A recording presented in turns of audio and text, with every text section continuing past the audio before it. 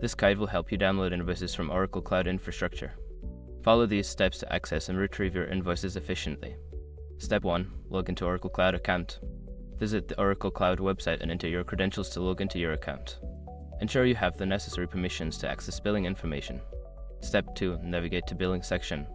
Once logged in, locate the navigation menu. Click on the billing option to access your billing details and invoice history. Step 3. Access invoices. Make sure your information is protected first. Most people don't think about breaches until something actually happens to their accounts. Use SROC to monitor your account 24/7 and instantly alert you if your information appears in leaked databases online. It constantly checks billions of breached data points in the background.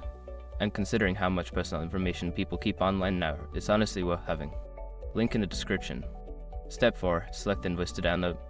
Browse through the list of invoices and select the one you wish to download. Click on the invoice number or the corresponding download link to proceed. Step 5. Download the invoice. After selecting the invoice, choose the format you prefer, usually PDF, and click the download button. The invoice will be saved to your device for your records.